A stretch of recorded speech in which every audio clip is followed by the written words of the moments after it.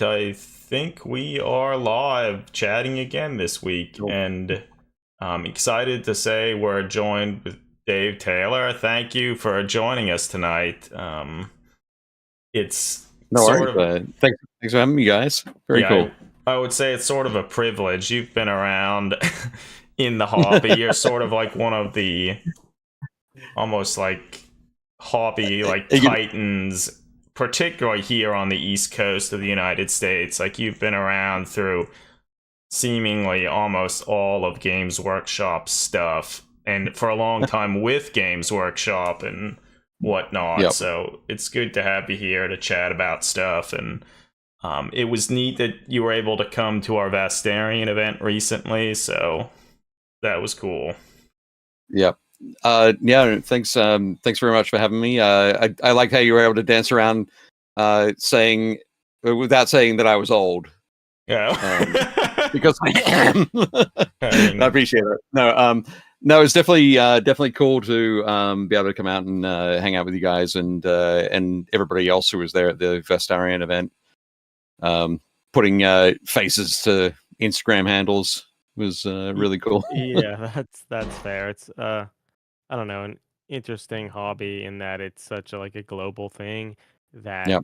you can spend a large portion of that hobby just sort of at your own hobby desk, building and creating stuff and not really even venture out and meet some of the other people doing similar interests. I guess with that said, though, there are a lot of, conventions and so forth that I know you attend and whatnot. So, like, I don't Yep. know, it's a pretty vast hobby in that sense, but it's always nice to meet new people.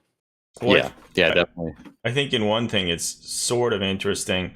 Certainly back when we started the hobby, the internet was, and it was around, but it was hardly a thing.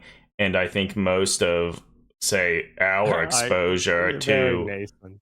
yeah, like our exposure to the hobby was honestly a lot through like White Dwarf and like their official publications and stuff. So like you learned about other hobbyists and stuff through the pages of that physical magazine, and it is now shifted, well, it's shifted many times throughout the years to where we are now, where I think most people engaging with the hobby, it's through various digital means, whether it's watching videos on like YouTube or like looking it through Instagram and Listening to stuff. podcasts.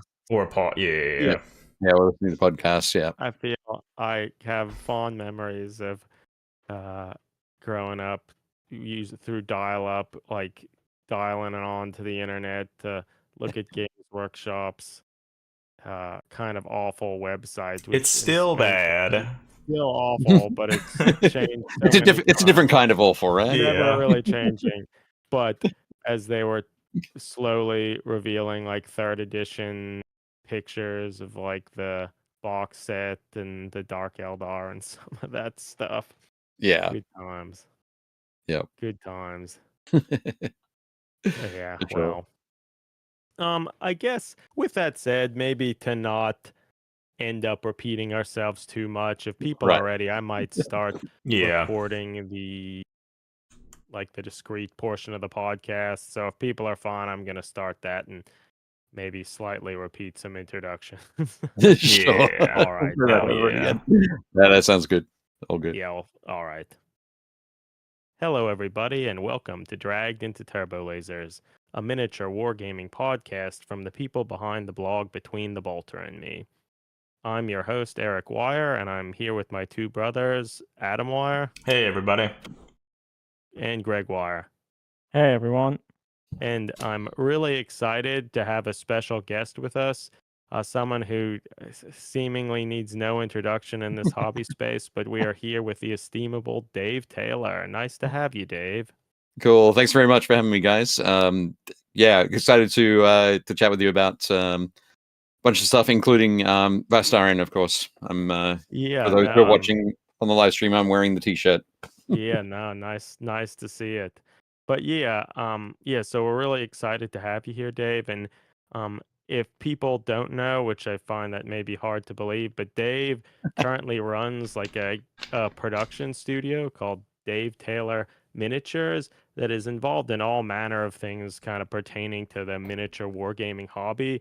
But in particular, he's involved in producing a whole bunch of wonderful art books, the Art of series that feature different artists and hobbyists in the miniature hobby, from just people, converters, Anna Polanchik, and different painters and so forth. That I feel is just constantly expanding and just promoting all these different facets of this amazing hobby. As well as you also are involved in a podcast called Build, Paint, and Play that may have just finished up its 5th season. Yep. So that's Yep. exciting. So, yeah, it's I do a whole bunch of stuff. Obviously, it's one of those things where when I realized when I found miniature wargaming and miniature painting as a hobby, I very quickly became obsessed by it, I guess. Yeah. And probably 2 or 3 years after I started painting miniatures, Games Workshop opened up their Australian operations. And about a year later, I joined them once I'd finished college and started working full time for them. So, yeah, I worked for them for 14 years in Australia and the US. That's a long time. Like, it's quite a while. Yeah. Also, one thing that I think, like, I know certainly I first like learned about your work, and I think was mainly through like all the different armies that you built and painted and converted. Like, I initially learned of you as like, look, like almost seemingly like every other month, like you were working on and painting like a new army from like these cool custody armies and whatnot. And I think now that you've done so many different things, and like now a lot of people, I think, certainly know your work just through putting out all these different books, and you put out a bunch of books Including about a like book terrain about making, building armies. armies and whatnot. So like, very cool. Yeah, thank you. Yeah, it's pretty crazy. And speaking of my time with Games Workshop, I was there at a really at a time where we could be individuals in the teams around the world could be very creative. There was an opportunity to express their passion and take things that were coming out of the studio in England and sort of tweak them or adjust them or build on them. We had that opportunity to do that. So yeah, I was excited. I probably was at that time. I was probably painting 4 or 5 armies a year, and then in between, there were always lots of little projects that were going on. Yeah. In the promotion studio, where it would be. I mean, I've painted like 12 or 13 Wood Elf models back in the day because somebody needed some. Oh, we need something that looks like it's like an autumn theme. Yeah. So I painted browns and oranges and stuff. There are a lot of little things like that, a lot of little projects along the way. One of the things that, and this I think maybe touches back on the sort of creativity that you talk about being able to have and be involved in Games Workshop growing. But I always loved about the armies and such that you would create. It was always like taking some cool aspect of the lore or something and like doing your own thing with it, but also ultimately developing something that like there really weren't models for, or not like direct models for. And I think it was always so fun to see, like, before Forge World and Games Workshop made a ton of like Custode models or Adeptus Mechanicus models, like you were putting your own spin on those concepts and creating your own models, and not even just models but entire armies. And I think that was a nice, I don't know, like, beacon or a torch to show people that they can do things like that too, and you don't have to just follow a codex book, and that I always like that. Yeah, I always love that idea of like you create what you want to create. Take those beats from the lore or from art or together, and build an army, and then work out how to play it. Like work out which army does it fit most well with. Like that Lost in the Damned army list from the I think 2003 Black Crusade was like that got a lot of play. There was a lot of options in that. So yeah, my Adeptus Mechanicus army was really a Lost in the Damned army. But yeah, I love that stuff. That was it like the Eye of Terror codex, maybe? Yeah, I think it was one of those old codex that had maybe the wolf in, the Lost in the Damned, and some of that stuff. I mean, I guess I like that era where Games Workshop would freely put out these small codex books that touched on some aspect of the lore, but they didn't necessarily release a full model range of it with the, I guess, expectation that hobbyists are creative by their nature and want to try to approach this stuff and adapt Imperial Guard models to make the Lost and the Damned and all that stuff. And I guess, I don't know, capitalism kind of somewhat got in the way, and legal struggles with the chapter house stuff. I feel all these things probably pushed Games Workshop, I don't know, into a situation where it was more profitable and perhaps safer to become a little bit more rigid in how they release things. Have to protect that IP.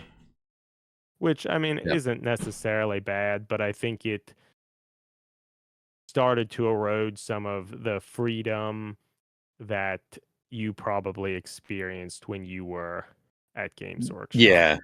I think back in those days we talked a lot about the that invitation to create your own sort of thing. There was a lot of that, even right back to the Rogue Trader with the whole idea of, okay, here are a whole bunch of Space Marine chapters. There are 1,000 Space Marine chapters. We're going to show you 60 of them. That means that there's so many more that you can create. Buy this box of 30 Marines and paint them however you want to, kind of thing. Buy many boxes of them. Yeah, sure. But there's certainly from Games Workshop, it feels like that there's much less of that invitation to create.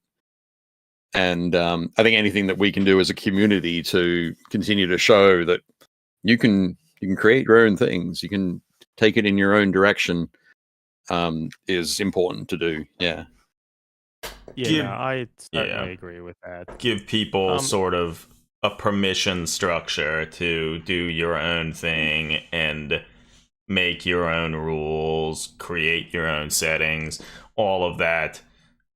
I think certainly when you just get into the hobby, I feel it's harder to kind of realize that there's a lot else out there that you can explore and look into, and it doesn't have to be exactly what you're shown in like the video games or the codex books or the rule book, all of that.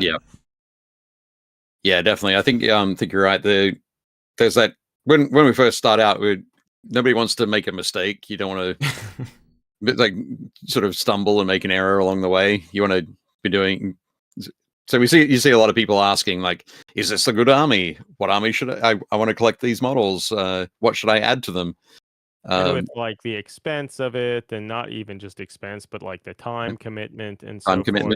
Like it is very easy to be like, well, I don't envision painting 3 more armies this year. We're not all you, Dave. But you just like, you don't feel you can do that, and there is that tendency to like, well, I want to do this like the best way possible, such that it facilitates enjoying playing the game and things like that. And I mean, I know I certainly felt that way for a large portion of my time kind of growing up with the hobby, and it slowly shifted away from that. But Yeah, no, I think you're spot on there.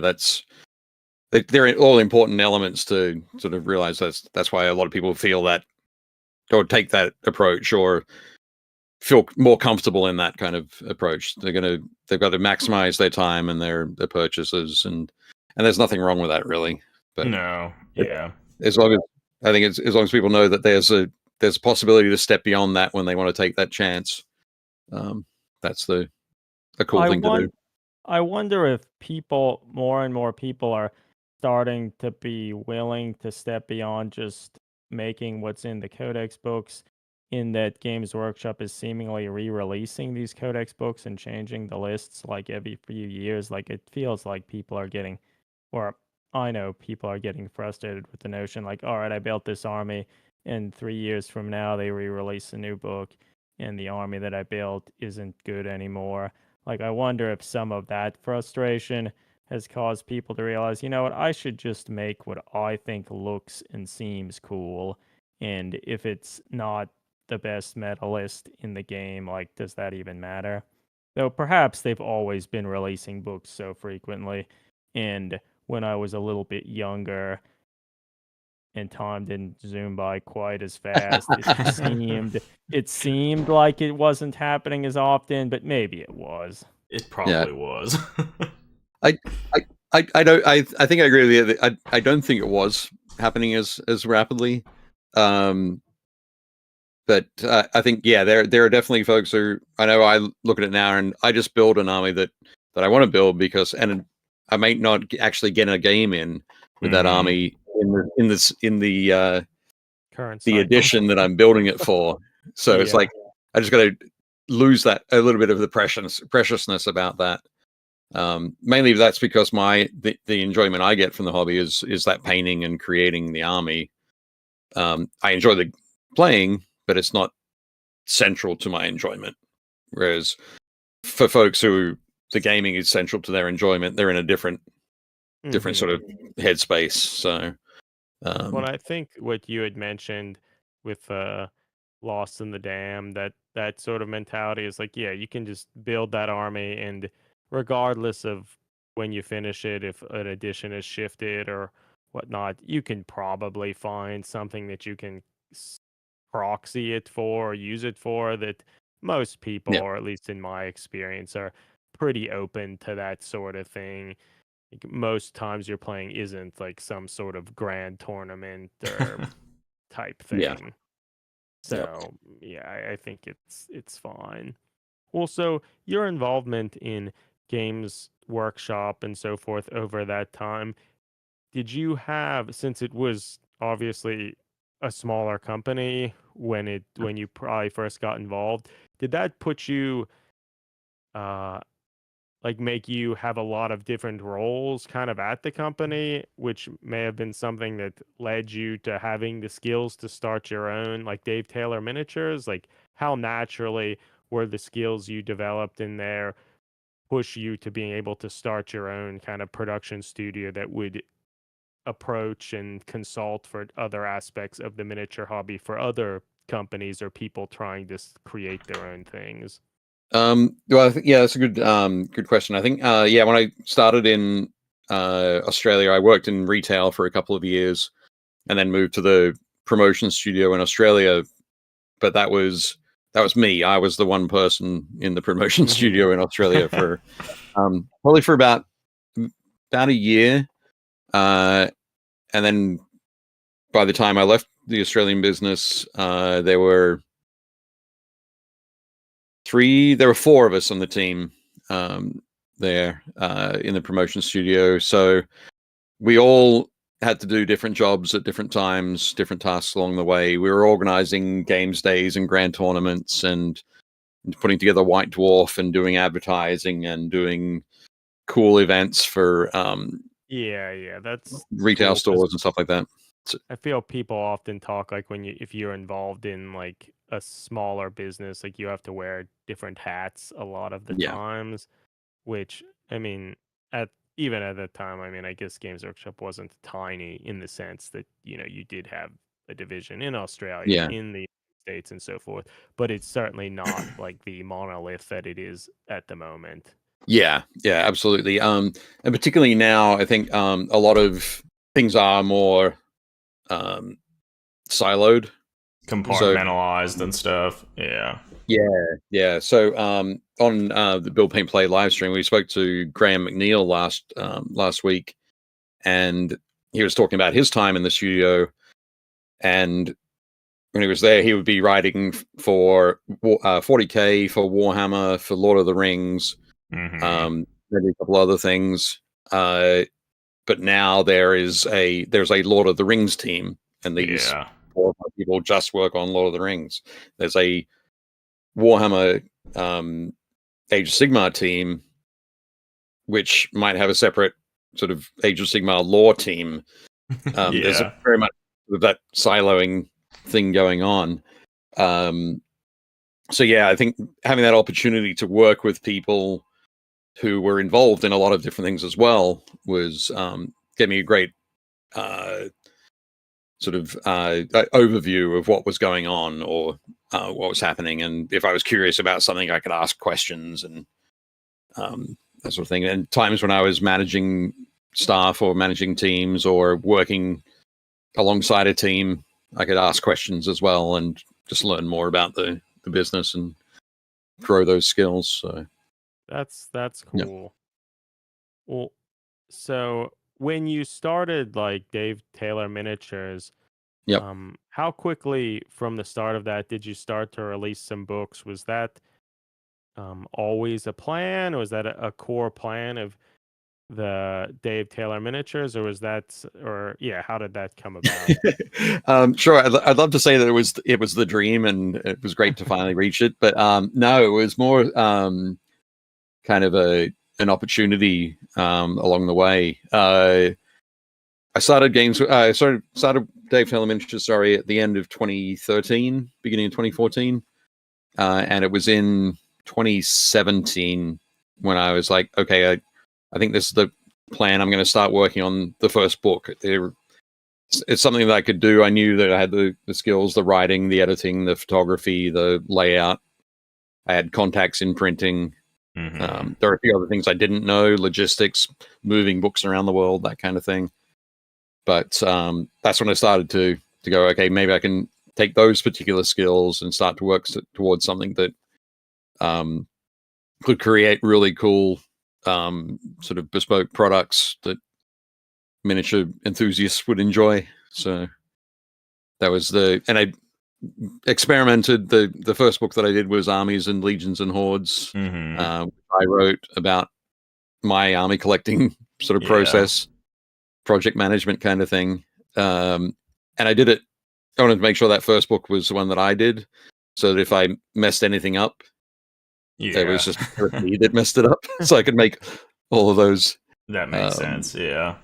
Well, it also, I think, is a good first release to sort of tell the world who you are. For a lot of people, I think it was just a nice thing, like almost like an old friend, a comfort to see some of your stuff, but with outside the pages of White Dwarf and like its own thing, but also an opportunity to introduce new people to the idea or to you and your work, as well as to help pass on some of your skills of, army building and whatnot, which is, a big core thing to Games Workshop and miniature war games in general. That is hard. Like a lot has to go into that. So I think that was a great decision.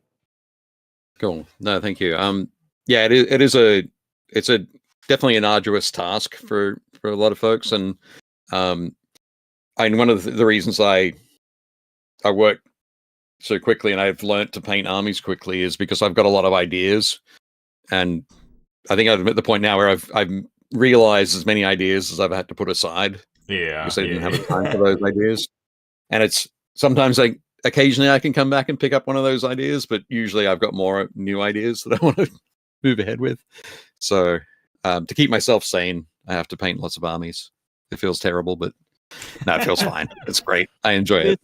This is somewhat of an aside, but I am looking on Amazon. your Armies and Legions and Hordes books, there's a seller on here that's selling it for $2,817. Wow. Best of luck to them. Nice. I would not be paying that. I would suggest that nobody pays that. You can. I think it's out of print at the moment. You might be able to pick it up sort of in a couple of different places, but yeah, don't pay that, please. You can pick up a PDF from it, Ironheart Artisans for much less. But perhaps the better choice, at least for the moment, until another printing comes around, perhaps. Yeah. Yep. I'm hoping that. Continue. Oh, sorry. Yeah, I was going to say I'm hoping to maybe do a second volume later next year, and if I do that, then I'll reprint the first volume at the same time. So that's cool. That's a good idea. Well, and you've certainly started to produce this series of art of books, which I think are a wonderful way that you can share the diverse work of different hobbyists, and I think that's one of the coolest things about the hobby is how many people approach it in different ways and focus on different things, but all of them share that love of building and painting, creating models and telling stories and so forth. And I think your involvement in this hobby for so long, like you have a pretty vast network of contacts and people you know, and even if you don't necessarily know a person, like your experience in the community, which is so welcoming, I think makes it like easier to reach out to people and try to get involved because like you want to share some of the things that you like so much about the hobby. Yeah, very much so. I think that was sort of one of the ideas when I started it. Was it's always the idea, like I've always said that there's every hobbyist has a different hobby, or it's a different take on the hobby. Even when you see people who are like, so this person in this country paints busts of miniature busts for and paints them absolutely beautifully, smooth blends, bright colors, wonderful light, and somebody else in another country does the same thing, but they're doing it for different reasons, or their approach is different, or there's any number of things that can make them just slightly different. But that we all, I think you said it there, Eric, was the passion that everybody shares for this cool painting toy soldiers stuff that we do. That's the fun part. That's the thread that runs through all of it, is that everybody's excited about what they're doing and what they're working on. Yeah. So.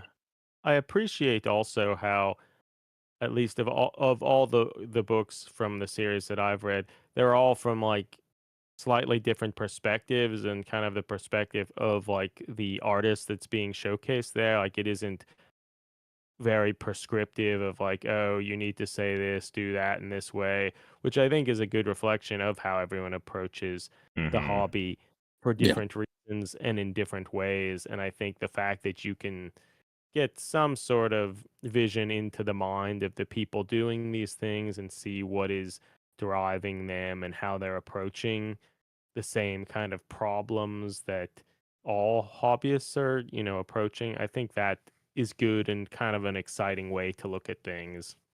Yeah. It's something I said at the start that I didn't want to have a list of 10 questions like for every artist, like answer these 10 questions and that'll be in the book. And I didn't want to have that because everybody is so different.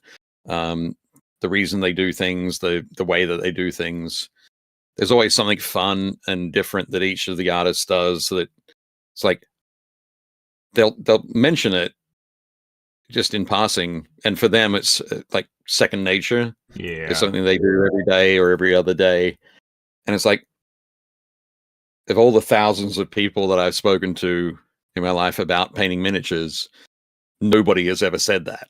So let's make sure that's in the book. Let's talk about that aspect, which is really cool. That's something I really enjoy working with the artists on, and it is very much like each of the books is, what are you passionate about?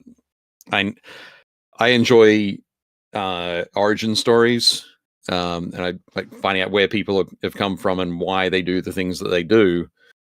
And for some people, that's important to them. Some people, it isn't. So, like Eric Swinson, for example, his origin story is maybe like 2 pages in the book. Roman Lapatz is much more involved, but it's different for everybody. So that's really, really cool.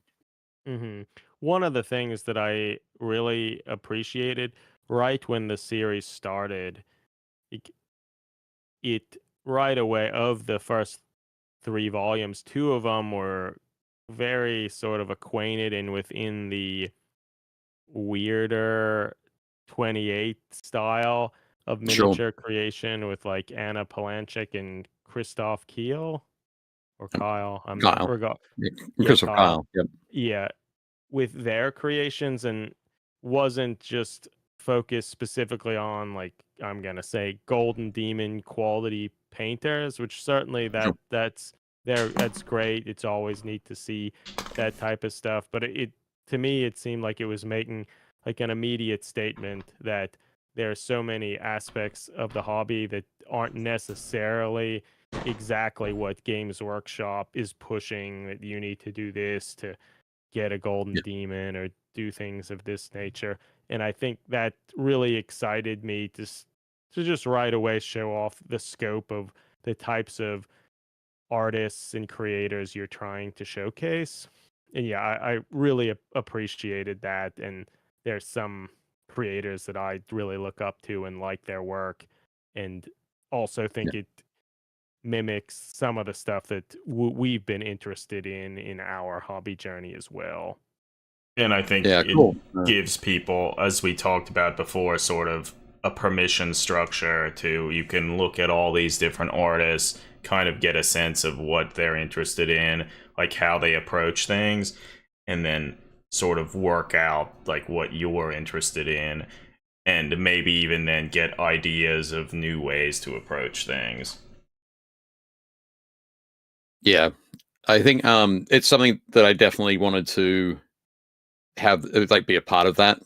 That was a very conscious decision to not just look at display painters or competition painters or that kind of thing, because everybody that I work with, and everybody that I'm going to work with, are people who's there's something about their work that really grabs me and says, check this out, it's cool. Yeah, no, that's important. Yeah. I mean, I do. You mentioned before that about my armies. I do a lot of converting work, but I'm happy to sort of cut an arm off here and stick it on to a different model, and then do some putty work around it. And when I was talking with Christoph about how he does his converting, he doesn't like. Well, certainly at the time when we talked about it for the book, he didn't like using green stuff at all. So every single one of his miniatures that were converted, where he'd trim them down, he'd work out different ways to he'd meticulously slice pieces so they joined up perfectly and didn't need any putty work, which is just These little razor saws. Oh yeah, I think we had him on our podcast years ago, and talking with him is what convinced me to finally buy one of the little razor saws. And yeah, so I don't know, I think that's very interesting, like a very different approach, something that maybe I wouldn't have done, but it's interesting to explore, and you can certainly get a lot of ideas of ways to approach things that you maybe wouldn't have thought about, or it would have taken you years to get to this point. I feel exactly. With that, with like I don't think I quite realized that there were such like high quality micro saws available that could do such fine work. And some of that is like, I came from world primarily, it's like, what is Games Workshop selling? It wasn't even like the scale model world per se of like Tamiya and their tools and stuff. But once you kind of expand your horizons a little bit, like, you may be able to discover that there are very precision tools or things that could really help in whatever creative projects like you're trying to approach. And so I think that that's cool that your books allow these people to really speak to what things they're using or what are driving them that help make their own work unique, but may also be an opportunity for the reader to do something different or experiment with how they might change their workflow and what they're creating. Yeah, yeah, no, absolutely. That's hopefully that'll continue throughout all the many books that I want to work on. So, Oh yeah, that'd be cool. Well, so I Definitely. guess maybe we should move into talking about our Vastarian event that just happened. Like, Yep. we were happy to invite you, and we were very excited when you were able to actually attend the event. So, I guess thank you for towards that coming. Yeah.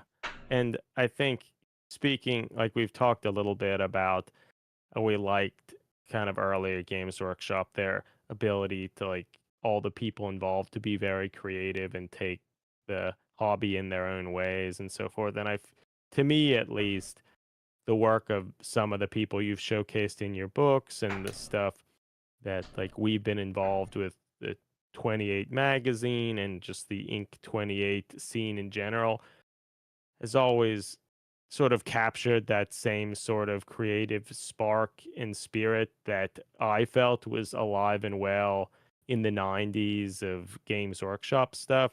So, yeah, we wanted to keep trying to promote that and show people how they might do it, which led to this Vastarian Invitational and the creation of this setting on an imperial world with a lot of terrible psychic activity and religious fervor.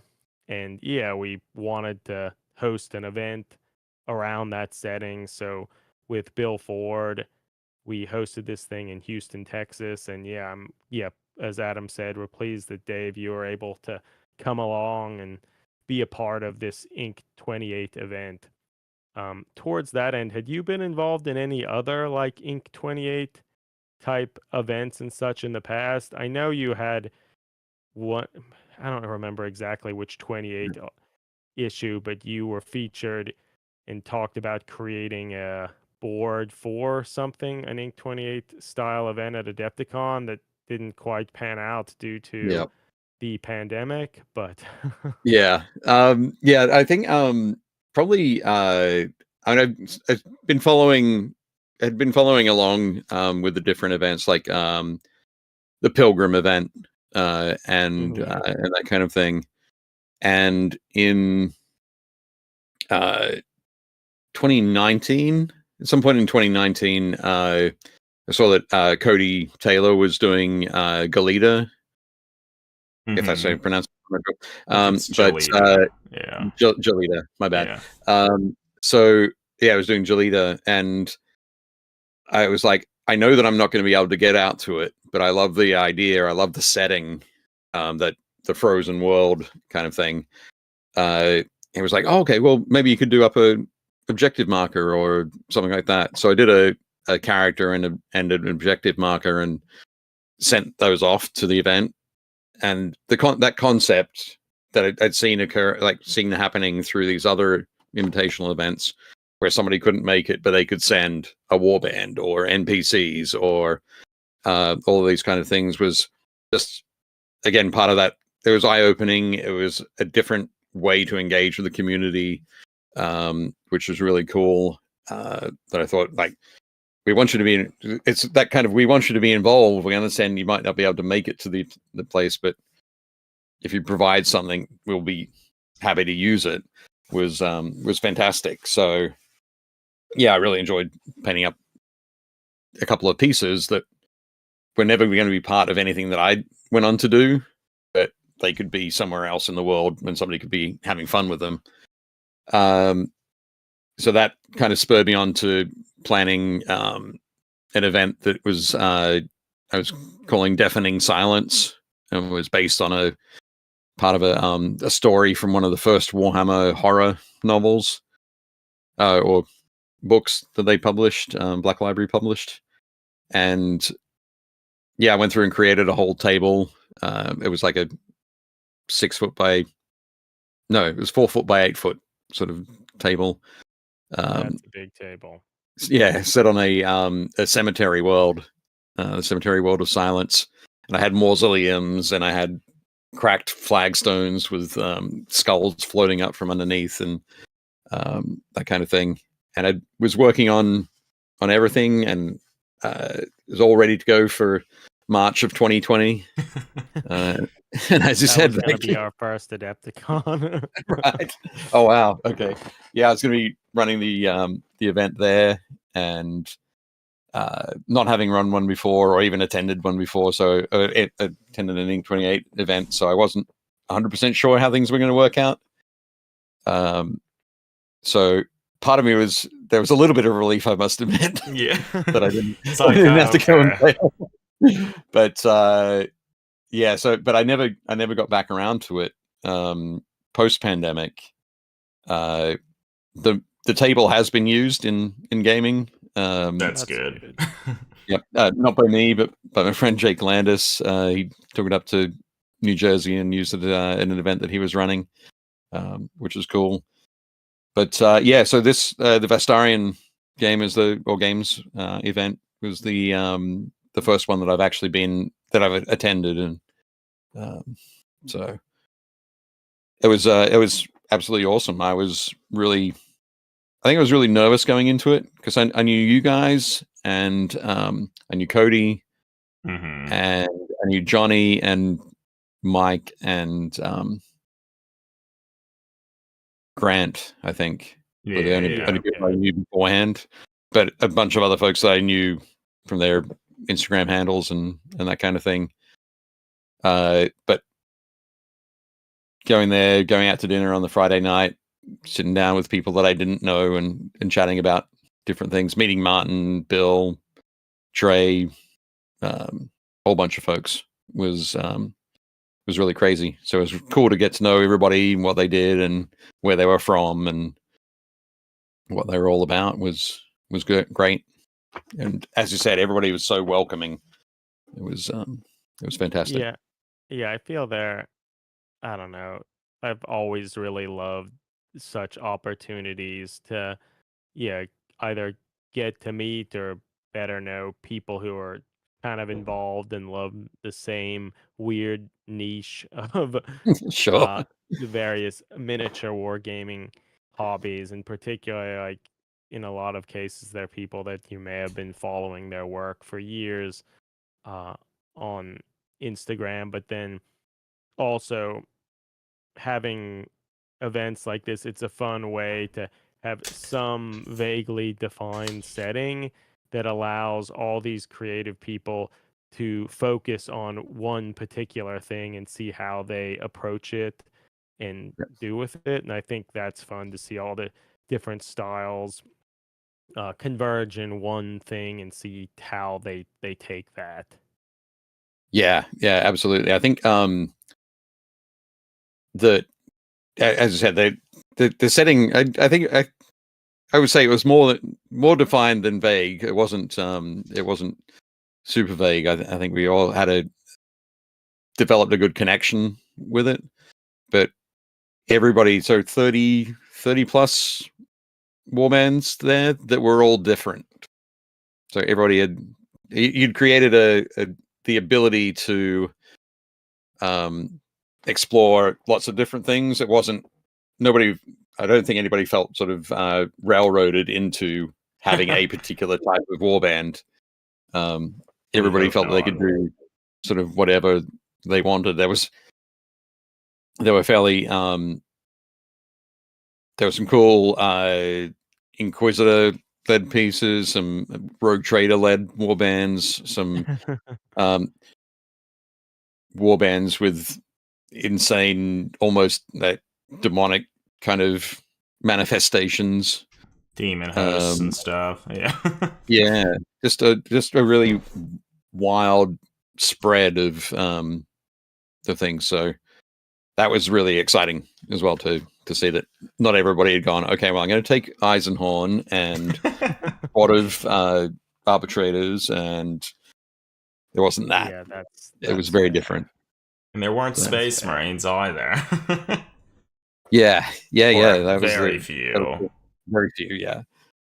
I mean, that was another thing, like having been following Shane's stuff on Instagram, like under Lunax 7070 for such a long time, and then to finally meet him, and it's like, oh, he's not at all what I thought that the person who created these things would be like. So yeah, it's very interesting to see some of that stuff, because I think now with where the hobby is, a lot of people are interfacing with it through things like social media and Instagram, and now that blogs aren't as much of a thing as they used to be, there is a lot less.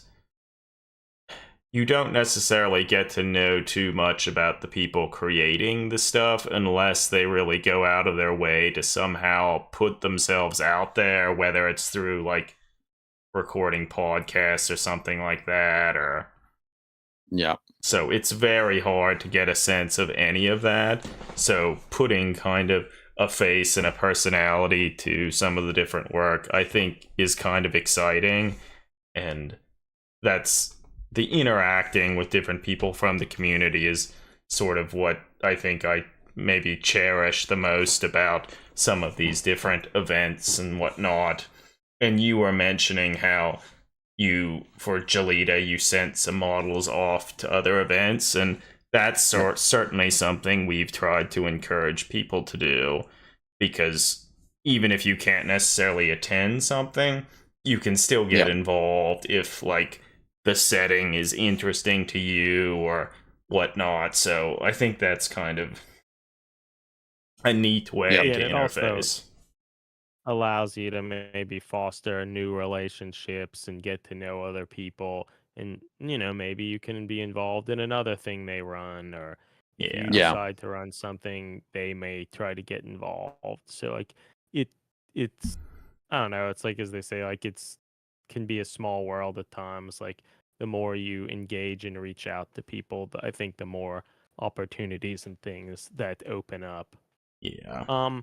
Another facet about Vastarian, I'd be interested to hear, like, how did you think the actual games and such played out? You've obviously played lots of miniature games over the years, and yeah, just be interested to hear like how you thought like the rule system went. Like we had attempted to kind of pare down the Necromunda rules, and then in along with that, with the scenarios that were written, try to encourage some, I don't know, perhaps light role playing elements, and not have super defined like win conditions, but just have objectives and things that you may be attempting to do based on your cult or warband's priorities.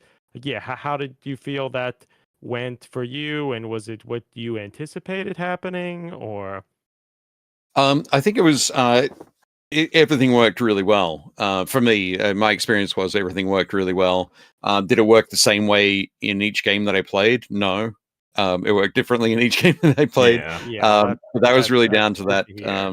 The people that we played with in each game. So, I mean, the first game was myself, Cole, Adam. I think it was you. Yep, your warband, and Greg. He was Greg. Yeah, I was there with the RBTs. Yeah, you played the defenders. Well, actually, before we talk about that game, can you say a little bit about the warband that you created, and a little bit about their background, and then perhaps we could then lead into talking a little bit about some of those games? Oh, sure, yeah. So I did the Cult of the Lightbringer. It's kind of a weird thing where I got to rework a warband that I built pre-pandemic. I was hoping to go to, it would have been my first Inq28 event that I was going to, that was going to happen at some stage during 2020, but obviously didn't occur.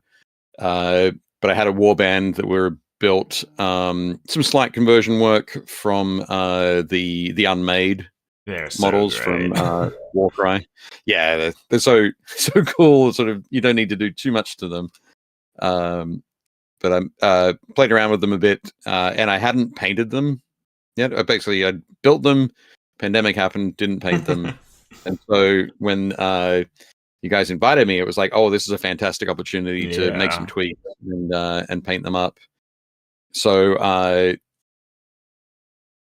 then I kind of, because I already had them built and I painted them, in particular these fairly vivid purple undertones on the skin, because they have lots of skin on them. I wanted to, the story for them came a little bit later. One of the pieces that I'd painted up was almost like a mile marker or a signpost from one of Anna's sort of Kickstarter collections. And when you were talking about everybody should bring along a shrine, I had these fairly sort of primitive feral models, and I thought they wouldn't be building an elaborate sort of pretty shrine. So I had some marble sculpture. Yeah, it's not going to be like Isaac's sort of navigator bus and stuff. Yeah. So it was it's a wooden signpost with a metal sun sort of icon stuck on top. And so I was like, okay, well, let me go further down this path. And so their background was that the leader was the daughter in a family, sort of overbearing father had bundled the family onto a pilgrim ship to make a pilgrimage to Vastarian. He and the mother and the couple other siblings had died on the way to the planet, which kind of broke her a little bit, and so her and her brother were bundled off to a sanitarium, and then the Cicatrix maledictum spread across the galaxy and didn't help anyone. Yeah, and things went a little bit crazy on Vastarian, and I thought, okay, maybe some of the staff would have remained behind and sort of hunkered down in the sanitarium, and my saint ended up being one of the staff members, Madame Elder, and she seemed to calm everybody who was near her when during the time of troubles outside, so they could hear rioting, looting, destruction going on, but they stayed inside, and she was able to keep everybody calm until somebody broke down the front gates of the sanitarium, and that sort of flipped the switch, and that calm became rage, and a sort of terrifying light sort of exploded from her, and that was that. Yep. Is the saint, so Lady Elder, you say, Yep. is she the one that the tall one on the stilt sort of things? Yeah, she was on the. Okay. Yeah, and is one of those models then also the Anna character that you wrote about? Yeah. Or... Yep. So she's the leader that has she's sort of leaping forward and has the two power blades behind her. Perfect. So yeah. So yeah, then they sort of went a bit crazy and sort of rampaged around the area. The calming influence that she had kind of went away once the sanitarium was broken open, and yep. That's swell. Is Anna's brother one of the models you built as well? Yeah. Yep. I think I don't have that on the list, but yeah, he's one. I think he's the one with the taser goad. Okay, not the one that has pulled the skin off of his face. No, not that one. Yeah. Yep. So they've. Does the saint now have like kind of like a maddening influence on the other members of the war band now, or? I generally feel I kind of play them like they're all very aggressive. Yeah. There's not a lot of calm there. Everybody, essentially, in the first couple of rounds of each game, they moved as fast as they could towards Yeah. the enemy. There are two members of the gang that have auto guns, so they stood sort of towards the back and plinked off a few shots. In some games, they were completely useless. I think in our game, maybe they wounded one of you guys, Greg, once, Yeah, they and you didn't do saved a it. whole lot. Yeah. There was one. I think in the second game, they took a shot and did something very cool, but we'll get to that in a second. But Yeah, the auto guns in that first game, they were shooting most of the game, but I think they did wound somebody once. Though there Yeah. were enough people ganging up on the Adeptus RPTs, the RPTs, enforcers. they didn't do very well. Yeah. Well, that first game was interesting in that. So, Greg, you were controlling the enforcers, and then the other three warbands were all pretty much against the building of this lighthouse. So, Yep. all of the like psychers and stuff that the enforcers had like bound and psychically dampened, pretty much all of the different warbands were going directly towards them with kind of their own plans to make sure they wouldn't be somehow used to like power or fuel this new psychic beacon. So almost immediately the enforcers really took a beating. Yeah. Yep. They were definitely up against it. But that was good. I think the thing when we were talking about the way that the game's played or the way that the rules were done, one of the cool things is that almost before we'd moved a model, Cole turned to me and said, "So, you're not. I get the feeling that we're both fairly similar in our sort of goals here. What do you say?" And I was like, "Sure." Yeah. And that was it. That was the extent of our conversation about that. And that was basically, okay, now both of us, we're going to get up, we're going to run forward, we'll take on what's in front of us. Yeah. And we'll deal with everything else after that. So that's great. That was that initial part of when you mentioned the light role playing. It was like, okay, well, almost immediately the leaders of these warbands have decided, let's work together, which is again a different dynamic from some of the other games that were going on.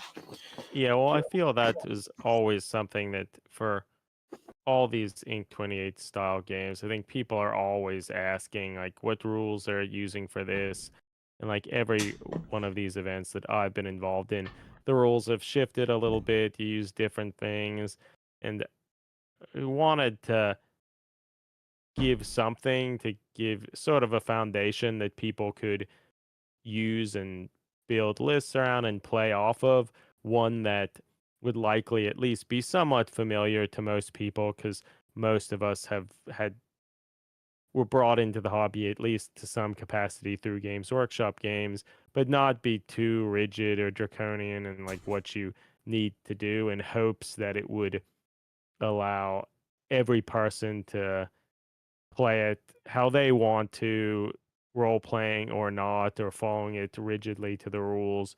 Just because, yeah, everyone's going to come to these things with a slightly different perspective and experience with playing games.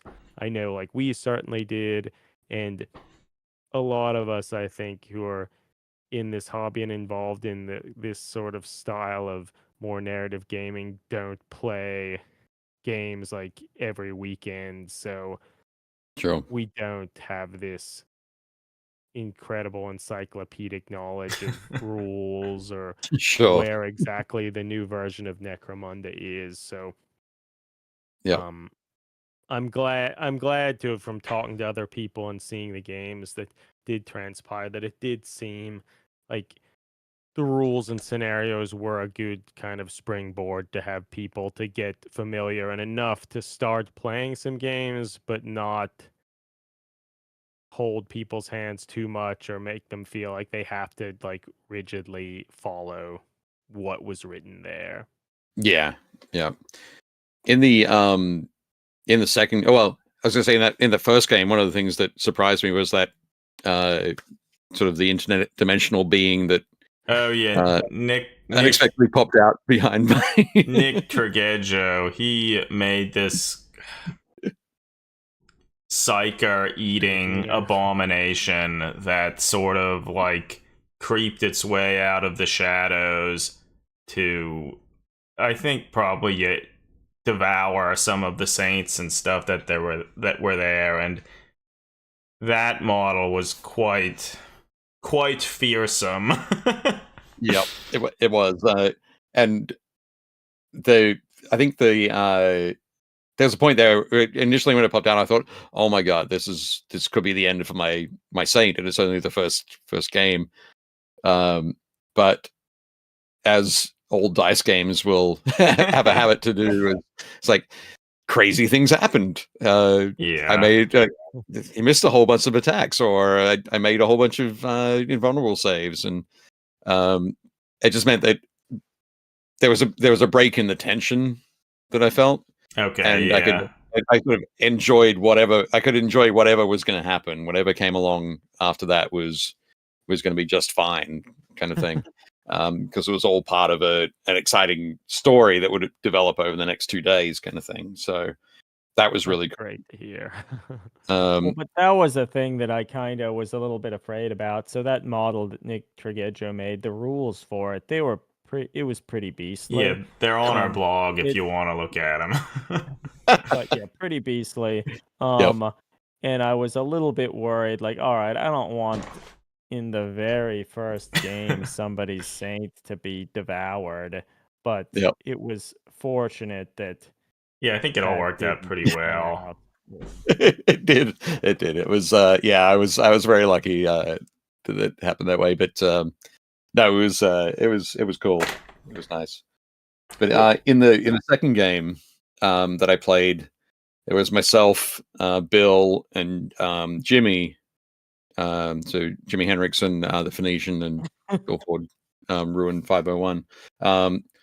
We were all racing towards the cathedral, and we had to extract vials of blood from a corpse in the mausoleum. And it started out, we both, I think the first round, we all attacked each other in some way, as best we could. And then we found out Cody was able to stay a little bit longer. Yeah. At the event. So he jumped on with a warband that he had. And the crazy vehicle. Yeah, he had the crazy killdozer thing. That was actually a vehicle that he built for my event for Silence. That's kind of amazing. Yeah, he wasn't going to be able to make it to the event. Yeah. That Adepticon. So he was going to send that to me to take along and be part of a full circle. Yeah, exactly. So it was great. But as soon as he arrived, then we sort of all turned our attention back to the cathedral. Yeah, what's going on over there? Yeah, he was like manning it as a sort of, he took up a defensive position inside.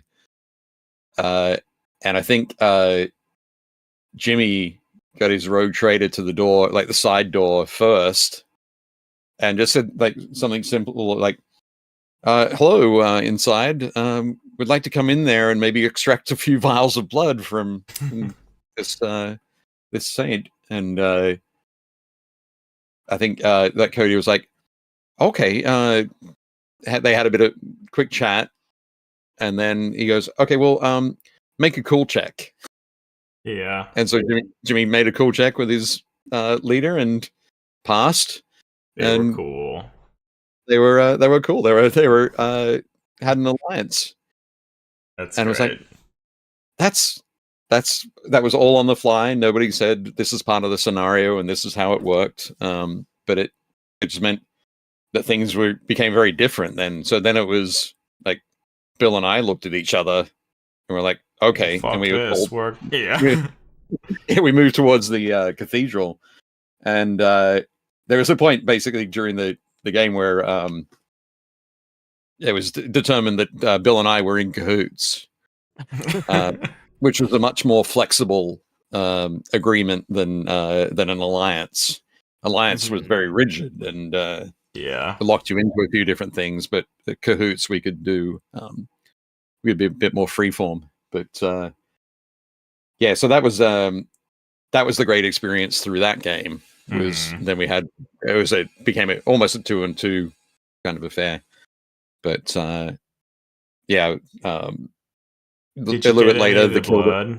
Did you get any of the blood by the end? We didn't.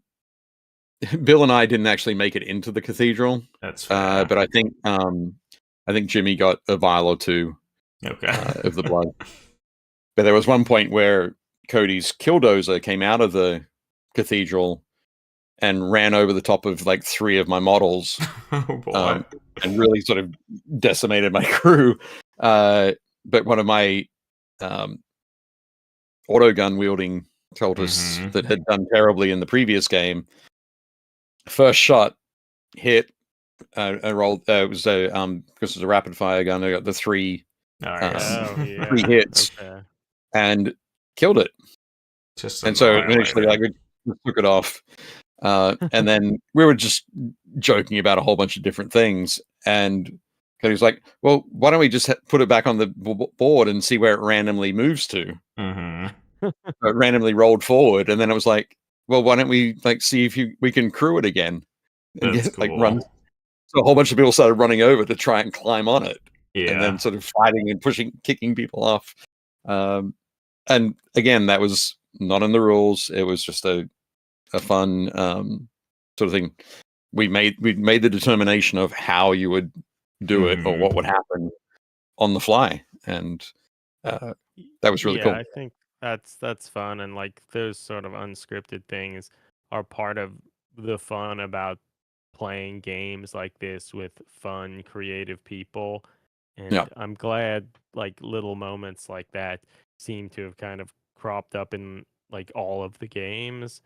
And I think, I don't know, it's freeing to be able to play a game and do things like that and not feel like you have to like page through a book to see if it's okay and such.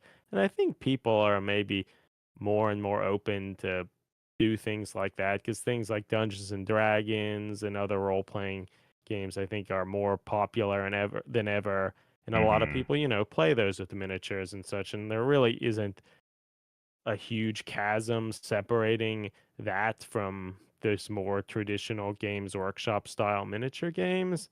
But I'm glad that we can kind of bring those a little closer together and allow people to, I don't know, just enjoy the company of others and push around their little miniatures and tell a story. Yeah, exactly. No, it was great. There was, and I mean, we talked about that permission. You talked about the permission structure, really, and it was there. It was there in spades. It was like you've got that. You have that freedom. We've got that ability. There are. Otherwise, like, why would we use a cool stat? Oh yeah, like most of the games I've played never used it, but it's there. Like if a situation arises, like that could be something you could play off of and use. And it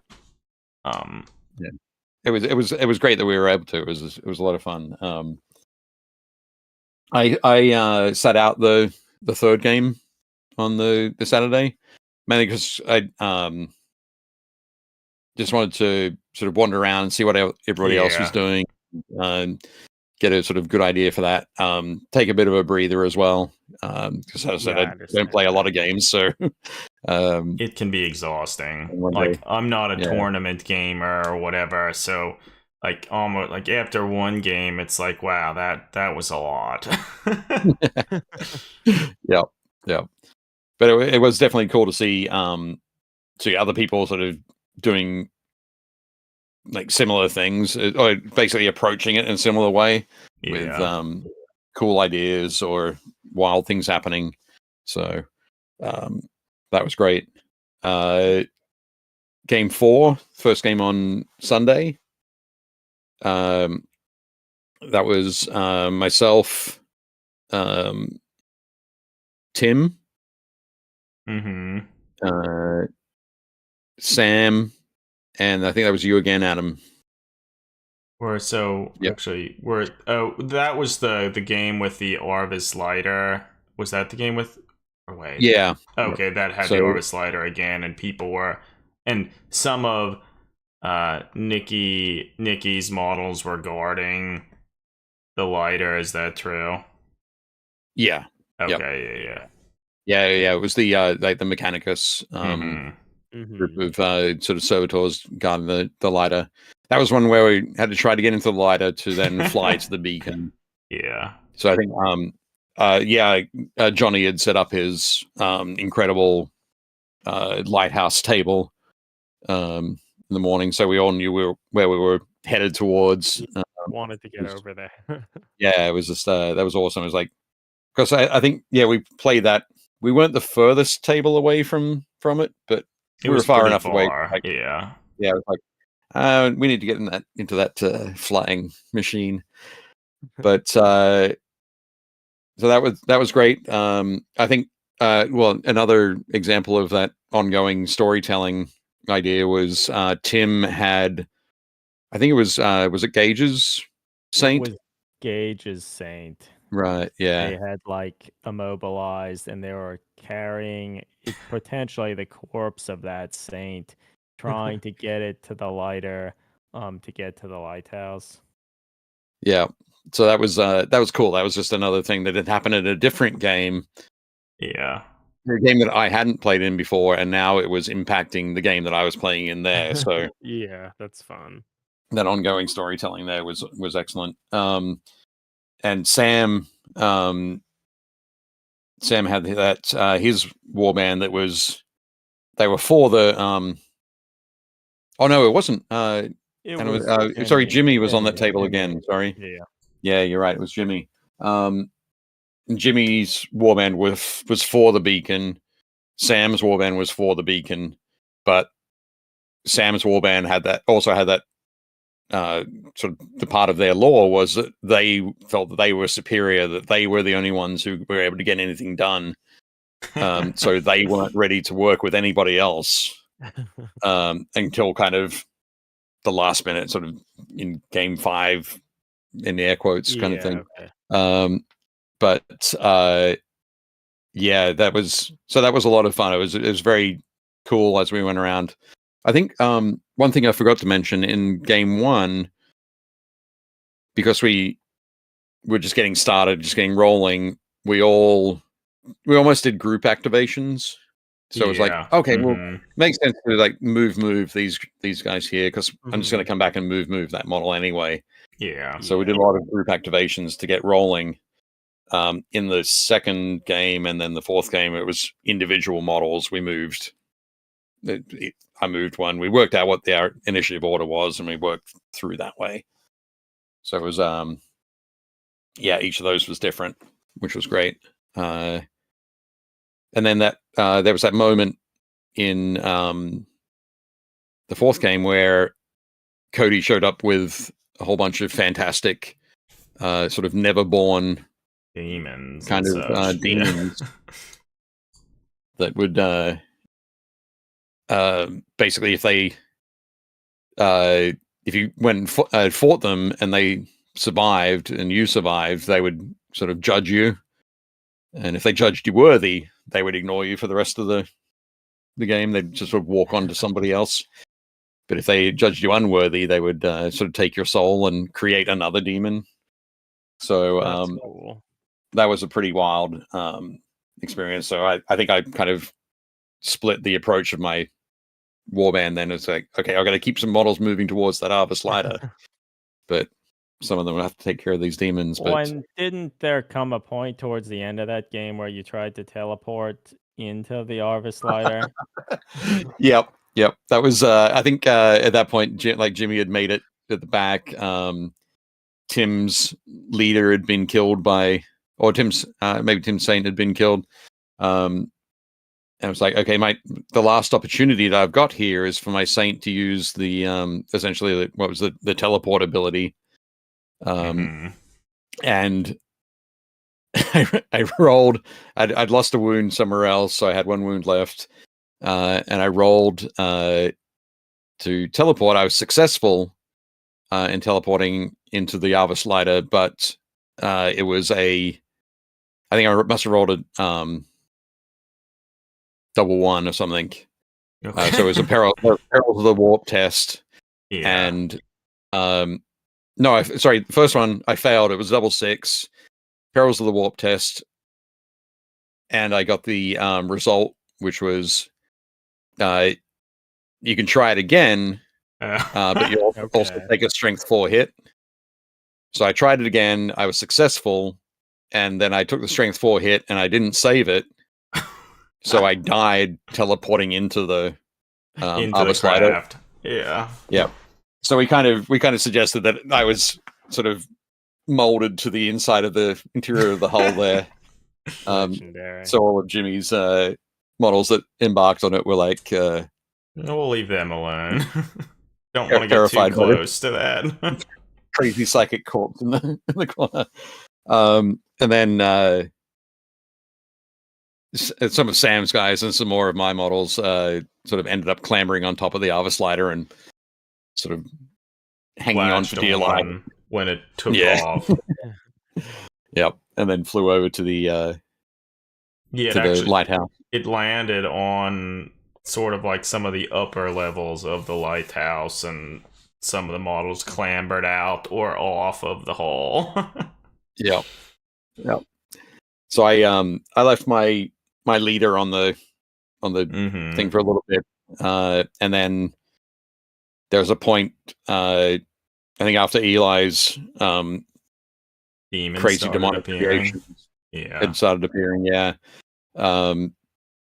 when it was realized that my Saint hadn't actually died, so she sort of twitched and came back around, and then was able to teleport herself up next to the beacon to try and defend against the encroaching darkness of all these crazy warp-born creatures.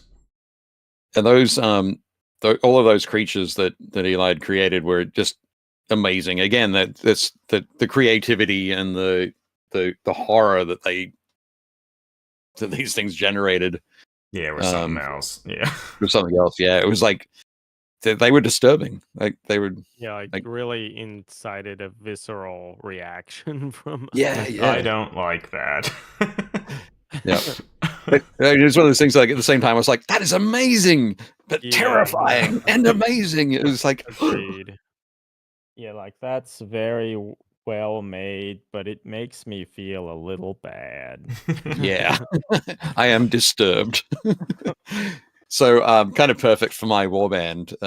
But yeah, those pieces were fantastic, and so that was an element that I certainly wasn't expecting. So when it appeared, it was like, yeah, you guys have gone over the top to create that, to have that as such a part of the event was fantastic. Well, yeah, I think that's all of these events are always so exciting. Is there just such a major collaboration between so many cool people, and like, while we certainly had a general creative vision that we put into everything, like for a lot of the development stuff we were involved with Johnny, Eli, and Bill, trying to like take our ideas and shape them and get input from them. And I think that's a fun element of any of these Inq28 style things. If you try to create a setting or an event, like trying to get as many people involved to shape it and help give you ideas and different perspectives, like can really result in something that's very synergistic and more than just the sum of its parts. And like we by ourselves, I think, never would have been able to accomplish anything even close to as I don't know, magnificent and grand and it was ultimately, I think, just more rewarding to have just more people involved and everyone get to shape it in their own way. I Yeah. think that's Yeah. part of the fun, and capturing some of the magic of, at least from what I remember, nostalgic memory of Games Workshop sort of stuff in when I started the hobby. Whether Right. or not it was ever quite like that, I'm not entirely sure. Sure. But Yeah. it's what I remember. Which towards Yeah. that end, like of all the kind of events and things that you were involved in at Games Workshop or otherwise, like how did this compare to anything like that? Like narrative sort of things that Games Workshop held, or like Necromunda campaigns, or like, yeah, just interested in how you feel this type of thing fit within the framework of other stuff you've done or experienced. Yeah. Well, I think when I was at Games Workshop, the events that we ran or were involved in helping coordinate were much more much closer to like a central thread, I guess. There was something that we always used to talk about. It was my hobby, your hobby, the hobby. Okay. So I have my hobby, and I know what I do, and I like that. Clearly, at the time when we would have been saying that a lot, I painted armies, and my thing was to take two different armies worth of stuff and bash them together and make one army out of it. Your hobby is different, but what we presented as Games Workshop was the hobby, so a much broader church where we can appreciate what I do and you do, but we present these are Ultramarines and these are Orcs and this is how they behave, kind of thing. So it was there are elements of invitation, but more it was probably more we'd celebrate cool things that were done by other people, but we wouldn't necessarily say this is the way you had to do it. I see. Yeah. It was like we'd celebrate and say, hey, check out this cool thing that this person has done. We wouldn't be running events that encourage people to do that, but yeah, we'd celebrate it post kind of thing. So yeah, that makes sense. Yeah, a very different approach there. So and a lot of the times really some of that was because of the volume of events that we had to do and the number of people who were involved with them. So there was a lot of time while I was at Games Workshop in the US where we had 4 games days a year. We had 8 grand tournaments. We had a whole bunch of other things. We had big game releases. We had road shows. So there were a lot of things that needed to be replicated on a regular basis. Can I jump in? Were those road shows, like I remember very fondly, there were like some battle tours where they would have a van with they'd bring all these models and tables, and because that to me feels like, from my experience early on, some of the things more like what we're trying to do is like they had some narrative idea and they brought all this stuff and you played interesting games with that, and like that was something that really had a strong impact on me early in the hobby. Yeah, it was very formative. Yeah, I think that's a very good point. Particularly road shows that went to stores, be they independent stockists or GW stores, where there was a story, there was a table, there was a group of miniatures, and there was a story that could be told on the day or developed on the day, which might impact how the next one played out or the next one played out. A lot of that was very much based on the people who are running that tour, who are driving those vans. So I know that so in the early 2000s, Games Workshop had a like a management trainee program where each year they'd take four people who are in this management trainee program who would then spend the next like 3 months in a particular department and then move on to another department, and get to experience all of a whole bunch of different departments in the business to be able to determine, okay, which one they wanted to go into and which one they would become a leader in. I think Eric Mogensen is probably the most successful person to come out of that program, and he for a long time led the direct sales team and the web store team in the UK, and also spent a lot of time in the licensing team. So there are folks like that. But yeah, so some of my friends, Brian Kilgore, Cliff Edders, were a couple of the guys in the US who did that. I think they did the Epitome of Evil tour. I remember that. There was the Eye of Terror. That when that army book came out, there was something for that. I remember that was cool, and there was the Hunt for the Fallen one as well, where they made. I still have a T-shirt from that from like 1997. Yeah. They made all these cool little Fallen models with different names and stuff. Like that was cool. Yeah.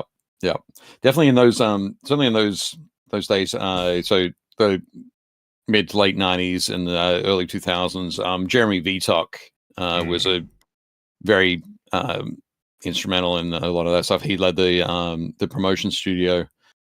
And Jeremy's a super creative guy, and also has a lot of whimsy, which is awesome. I'm not a particularly whimsical person, so I can always appreciate when somebody has that. So yeah, a lot of those different things that he did that happened, like the Hunt for the Fallen and so on. There would have been a lot of Jeremy's influence in those too. But yeah, so I think later on, and particularly even later, like after my time at the Games Workshop, everything has moved towards a very prescriptive, restricted, regimented kind of approach. So I feel that's like a constant march towards that. Like, because even when the community page was first released, which was like Warhammer Community, maybe in like 2016ish, it's like, wow, this is incredible. There's like more communication between the people at the company and us, and it was like really cool to see more of that again. But now I feel that it has become more corporate and prescriptive and boring, and I've again fallen out of like interest in even that. But like anytime there's a connection with the people and what they're doing, because like I can only imagine the vast majority of the people working at Games Workshop, those companies, are very passionate and excited about the things they're doing. But it's not always evident. Sure, yeah. There's definitely a curtain between their enthusiasm and what we get to see. So, but earlier on we didn't have that curtain. It was open for us to be excited and enthusiastic and that kind of thing. I mean, I know I can't remember which games day it was. It might have been 2003 or 2004 when the Ogre Kingdoms had been released. Oh, shit. And we decided to have like the Ogre Olympics, Ogre Kingdom Olympics, or something like that. And I actually stitched up. I got some material and little tiny Nerf football kind of thing, and made Noblars. Incredible. That had detachable heads. So and we had a Noblar bunting competition. So in the Baltimore Convention Center, you could stand there and kick a Noblar across the room. That's incredible. We went to a number of games days in Baltimore when we were in I guess high school and stuff. I miss those. I wish they were still happened to some capacity at the convention center, but is what it is. Particularly now that I live here. But you could probably walk to the convention center. I could. I could walk to it, but Yeah, no, and I guess as sort of mentioned a few times, part of the Vastarian thing and promoting it on our blog and trying to encourage people to get involved was to try to get at this idea that, you've kind of experienced sending stuff to Cody for Jelita, how that was like a fun experience and got you involved in like kind of the hobby of other people. And yeah, we certainly experienced that, sent a bunch of miniatures to events that Alexander Winbury had created for Right. Megiddo and things of that nature. And we, wanted to use this Vastarian as an opportunity to, even though we knew we were eventually going to hold an event like the one at Houston, we still wanted to present it in a way that other people could get involved and do their own thing, play with rule sets that they enjoyed, and Yep. not like just show a pathway that it's something that you can do and get involved in. Like you don't need to necessarily have your hand held throughout it, and like you can take some ownership of it and make it your own. And Yep. yeah, it's nice to see that some of that, I think, bore fruit, and then we were able to do this event. And yeah, I think it was a good experience and one I hope continues. Yeah, it's something that where you've got the story is there. There's the potential to. I'm sure that you'll have more lore that you create based on sort of the final act at the event, and not only the people that were there, the people that have read the lore on your blog can now create cults or create armies that interact with the cults in some way, or that can become part of the background of something that they're working on. So I didn't, as I mentioned in that game 4, no, game 2, Cody, because he had that warband that he'd been going to be sending to me, his whole approach was what's going to be best for. So these guys are from Silence. What's going to be best for Silence? So that's how he made his decisions during the game. Here's how I think the beacon thing is going to play out. Will that bring more corpses to Silence, which is a good thing for Silence? So let's work towards that end, was his thinking. So that's connecting two different events together and how people play through. So yeah, the potential for all of it is just incredible. Such fun, sort of rich storytelling fodder. So yeah, congratulations, guys. No, It was very cool. Well, thank you. Yeah, I'm excited to keep working on it. Like at the moment, we're involved in kind of pulling together all the photos, a bunch of the photos myself and Greg took, and writing up some like little narrative stuff to help at least capture a fraction of some of the things that occurred. Because that is one thing that it can be difficult to fully convey sort of the chaos and all the interesting things that happen at events like this, particularly when like there's so many people involved in it, which it's why it's nice to chat to people like yourself who were there to get some insight to how it went and what you thought about it and such, just to better convey that. Because I think like the Inq28 thing and some of these more off the beaten path approaches to the miniature hobby, it can be hard to wrap your head around it and venture into it because it is not what Games Workshop like promotes. So I think anything that can do to show, how we've approached it and such, I think can be helpful. Yeah, absolutely. No, that's great. But yeah, I guess with that, it's like we've been chatting for over an hour now, and it's been really fun, I guess. With that, do you have anything you'd like to plug or any comments you'd like to make before we try to wrap this up? I think on the plug thing, I will say it's been cool working with you guys as well on the 28 collected book. So it's coming. yep, it's coming very soon. So yeah, working with you all, the being able to take the cool 28 magazine. I remember like when I first opened up the PDF of Volume 1, and I was like, okay, cool. How do I get a printed version of this? Yeah, I feel almost everyone thought the same thing. Yep. So being able to be invited again to work with you guys as a team on that has been really cool. I'm excited to do that, to present it as a collected work of those first 6 volumes. So the Kickstarter for that, I think at the moment the Kickstarter is probably going to launch January 28th. Nice. We have a nice availability there, so that should be really cool. It's gonna be a very simple one. It's going to be for the book.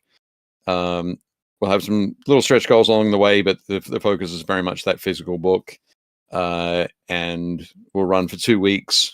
So nice, quick, and because we have almost all of the assets together, basically very soon after the Kickstarter finishes, I can place the order with the printer. I can get the files to them. So hopefully our turnaround time there is much shorter than it might usually be for like my other books. Yeah. Where it usually takes about 10 months to go. We should be able to cut that down quite a bit. Yeah, no, it's exciting. Yep. Definitely looking forward to that. So it's another cool aspect. I can't think of a better person to collaborate to put together a book like this. That's true. It's yeah, it is really cool. I mean, I love working on books. I love graphic design. I love the process of going through and doing it all. So being able to do it all as well for all of these fantastic, again, each of these articles that have been selected for it are all, there's a different, they hit different beats all the way through. So Yeah, and little again, vignettes of different facets of the hobby and what you might focus on or what's like most important to people. yeah, absolutely. And it does a lot of again, giving people permission to explore sort of wild and crazy things, which is very cool. It is. Yeah. But no, otherwise I'd just say please keep up the awesome work, guys. Yeah, thanks. We'll do our You best. do the same. You do the Yeah. same. We will, for sure. Yeah, well, all right. Yeah, well, thanks again for taking the time to chat with us. Hopefully we can do it again soon or collaborate on some other thing. But Yep. yeah, with that, and yeah, thanks everybody for listening too. Nice. Nice. We have done Excellent. Cool. it. So I've stopped the recording here. The stream is still going, so if we can still chat a bit, Yep. but there is no obligation. Yeah. No, I think that was it was one of my favorite things about the weekend, was not only meeting all these really cool people from different everybody takes like a different approach to life in general, but all coming together super passionate about the stuff that they were doing, the lore of their war bands, the cults, and having that fun telling crazy stories through gaming. So yeah, that was it was great. Very yeah, very glad about it. It's great. And I don't know, it's cool even just to have an opportunity for like-minded people, old friends, new friends, to get together and just laugh about stuff, look at the miniatures they've created, and just enjoy parts of the hobby that, particularly for this sort of niche, you may not otherwise do that often. It's not like a tournament where you might go through like the tournament scene and go to all the various big conventions or something. It's not necessarily that. I guess with that said, things like Adepticon, there is kind of a group of people there interested in that sort of thing, particularly with the, I don't know, the Grimdark Hallway, often championed by Hivescum. Yeah, no, for sure. It's gonna be it'll be interesting to see how things go with that this year. Oh, this next Adepticon, with the new venue and bigger room for them and that kind of thing. I think I don't know if you heard Gage. I think Gage described it as the Grim Dark Ballroom. So got a lot more space there. So I think it'll be fun. But yeah, it was cool. And I think just the more things that we can do to encourage that is perfect. Yeah, no, because to me that's one of the coolest aspects of the hobby is certainly enjoying it on your own time, doing the creative things like you like, but then the people being able to connect with other people who are excited about it is wonderful, and that like lots of lasting moments and friendships that yeah it's great that they could be facilitated by some little miniatures. Yeah. I think at the Hobbit Cafe, when Martin was like, okay, so we're going to go around the table and we want to get everybody to say what they were thankful to J.R.R. Tolkien for, which just sparked a huge sort of deluge of the clapping. The clapping. Yep. Everybody throw something out and everybody would applaud it. Yep. That was great. It was just, again, a crazy sort of fun, whimsical thing, but super memorable. Yeah, agreed. So, yeah, lots of cool stuff there. So, all good. And it was my first time in Houston, so it was nice to that's good. get to learn a little bit more about the city. Yeah, that's fair. Yeah. That's fun. Well, how long were you in Australia then? I was I worked for Games Workshop in Australia for 7 years, and then 7 years over here. But I was 28. So I turned 29 just after I moved over here. Okay. So, okay. Yep. So and 51 this year. Although the other week I felt like I was 54. I thought I seriously, honestly thought that I was 54. Well, I don't know. After a while, it stops mattering how old you are, and like maybe when you were young, you're thinking about it, but after a while, it's like I don't know how old I am. Like for sure, it's just another year. Exactly. Just keep making toy soldiers and stay young. All good. And that's true. That's true. Yeah. How old are you guys? 38. I mean, asked that before. 38. Yeah. Cool. Excellent. That's nice. Whereabouts did you guys grow up? In Lidditz, Pennsylvania. So okay. Like kind of between Harrisburg and Lancaster. Right. Yeah. So kind of like or between Harrisburg and Philadelphia, like bottom part, middle bottom of Pennsylvania. Right. Yep. Yeah. Cool. Yeah. I've go on. Oh no, I was going to say I've been to a few historical conventions in Lancaster. Yeah. There's a big historical convention thing there every year, and I forget what it's called now. But yeah, I mean, I still live there. Okay, right. Like right outside of Lancaster. Right. And despite that, I've only ever been to that historical convention thing once. It's amazing how many like cool things are happening that like I don't know you don't know about. Right. Yeah. Yep. Well, no, do you go to what's the DC miniature convention thing? Nova? Oh yeah, obviously. Do you hold the charity thing? Nova, yeah. Nova, like Nova. How like presumably, or you usually go to that? Presumably. Yeah, I do. Yeah, I don't. Somehow, we have not been there, and it's like right as close to our backyard as almost anything could be in the United States. Yeah, but That's fair. It's I started going 2013, and I was involved in the charity stuff for like 5 or 6 years.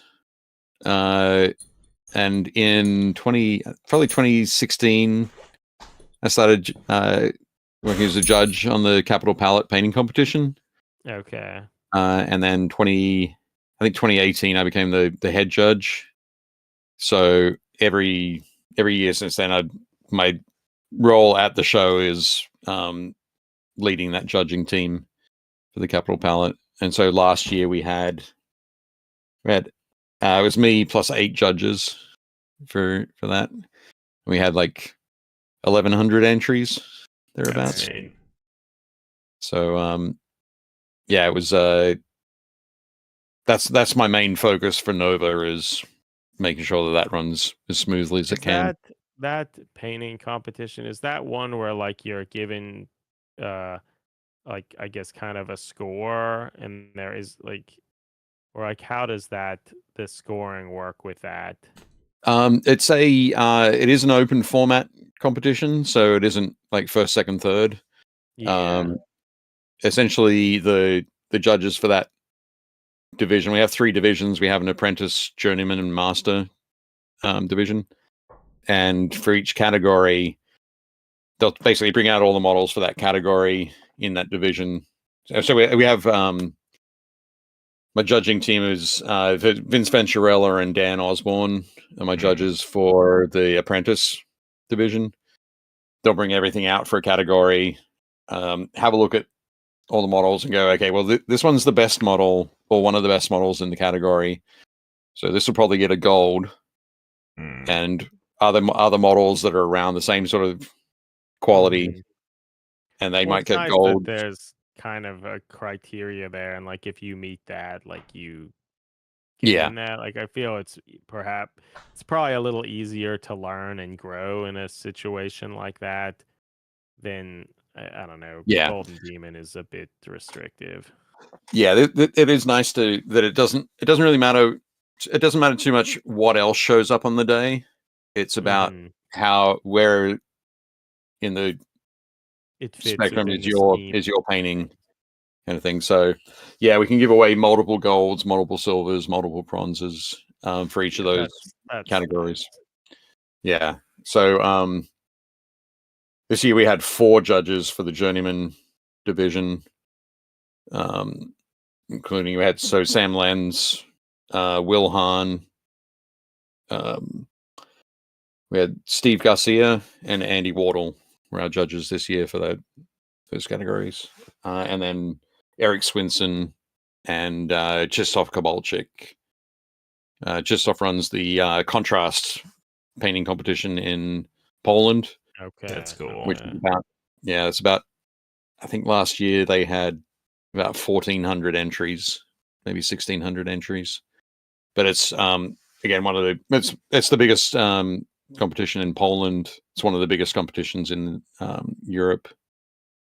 That's neat. Yeah, so but yeah, very cool. We've had he's been part of that competition for the last 2 years. Hopefully he'll be able to come back next year, but we're not 100% sure on that.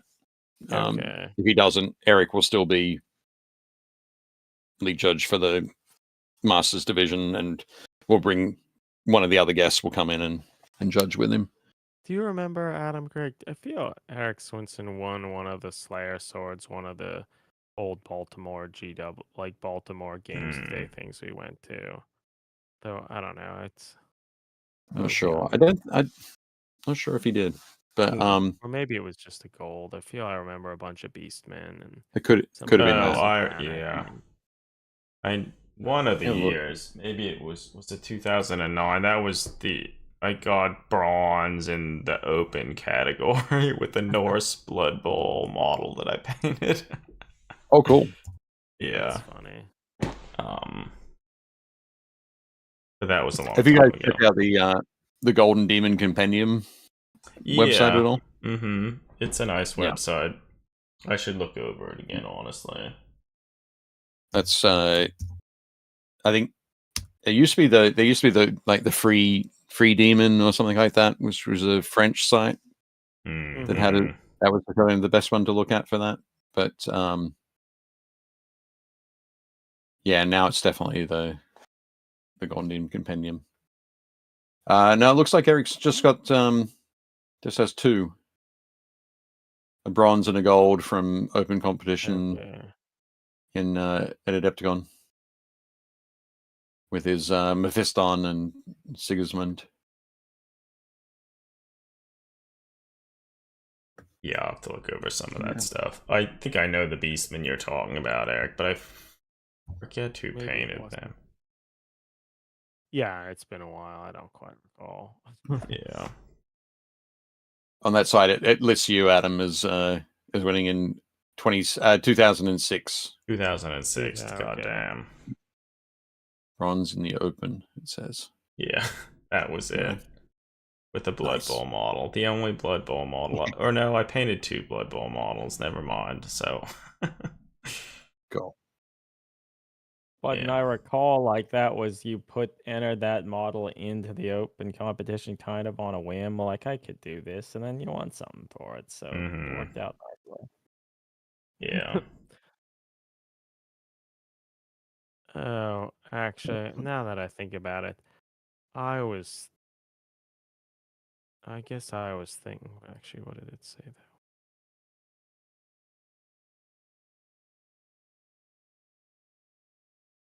I was thinking of a Todd Swanson novel. Oh, Todd Swanson. Right. She has won a whole ton. Yeah. Yeah. The thing is, that was who painted this thing. Yeah, lots of great painters. Todd is Todd's up there as one of the looks one of like the artists who's 5 one of the most swords. Maybe equal to Soper. Yeah, I think so. Yeah, that's crazy. Yeah. But yeah, Todd does great work. He occasionally makes it to Adepticon, which is cool. That's fun, yeah. But and you make it to like all of them since like always Adepticon, and you make it to like all of the Adepticon. Yeah, I didn't go to the first 2. 2005 was the first one I went to. I missed 2009 because my daughter was born that weekend. That's important. Unacceptable reason. Yeah, it's a good reason to miss it. But I've been to every one that they've held since. That's wow. And there've been a few times when it's been over her birthday weekend, so I get to wake up early and give her a call. Wish her happy birthday. I don't think it overlaps with her birthday this year, which is good. That's good. Yeah. Okay. Yeah. But yeah, it's something. Again, it's that hanging out with your friends thing. So, I got a really good group of friends that I've met over the years at Adepticon, and we've all met, and that's neat. Good close group. But yeah, that's nice. The other things I do is the Adepticon spray team.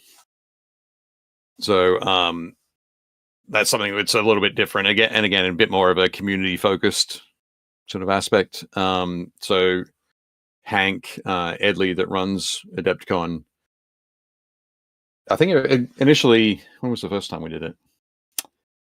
2019. So like January 2019, he flew like a dozen of us from around the world, and not around the world, around the country, out to his house in Peoria, Illinois. That's fun. In the middle of a crazy snowstorm, to sit in his garage for like 3 days and airbrush terrain. That's cool. So we did like a huge number of 40K tables that first year, and then we did it January 2020, and then of course we got super depressed that none of the terrain that we'd painted could be used. Oh, I think we did a bunch of Marvel Crisis Protocol stuff that year. Damn. But now I think he has 3 or 4 spray team weekends each year, and a bunch of like construction and priming weekends as well. So I know they've got one. Oh, sorry. Takes a lot of time to get all that stuff in order. Yeah. But and the other thing it does is by doing it this way, which is really cool, that it builds a community of people that are heavily invested in the that's nice, in the event. So yeah, definitely good. It's nice. I'll be heading out there again in January to cool. spray a lot of whatever he needs spraying. Really, yeah. We always find out exactly what it is when we arrive, and we're going to work out the things. But yeah, it's good. So, are you guys heading out to Adepticon? I don't know. We'll see. I feel it's in a new place now, right? Yeah. So okay, it's up in Milwaukee. So, I'm not sure. I feel you certainly want to go to Hive Scum's like next Nemo, like under the Ice Fest thing. But yeah, is that in February again, or no? I think it's in May. Oh, okay. Mid-May. Right. So they've changed a little different. Okay. That's cool. I should try. Yeah, I'm not sure. I think I would. I really think I wanted this year try and do at least go to something for Nova, because it's not very far. Yeah. Yeah. Yep. The there's a lot of one of the cool things that's been building up at Nova is the kind of the hobby classes. So painting classes and sculpting classes, and I took a class with Valbjorn. Okay, you took yeah, which was really it was very cool. It was very interesting to do. Yeah, he's a cool guy. Yeah, it was a lot of fun. Again, also to see his process and how he approaches everything.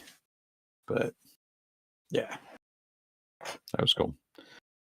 But yeah, I'll definitely be at Nova as well, and probably PAX Unplugged again, and a few other bits and pieces. There's that element with with the books. Rather, I don't really want to end up having my own booth at any of the shows. But if I can work with somebody, I've been working with Game Envy, Game Envy too. So he sells my books at conventions, stuff, and go along and hang out in his booth and do a little bit of painting and talk to people about the books. That's cool. That works. Yeah, but not have to fully run one 100% of the time. Yeah, not have to organize like getting a check paid to anybody and packing stuff in a truck and all that sort of thing. So it works a bit better there. That's cool. Yeah. Maybe we should soon think about calling the stream to a close. We've been we can do that. Yeah. Cool. I guess thanks everybody for listening in the stream and whatnot. Thank you, Dave, for being here to chat with us. Yeah. Oh, no worries. Again, I had a fantastic time. It was really cool. Great time at Vastarian. Great time chatting to you guys tonight. Yeah. All right, everybody. Stay safe, stay healthy.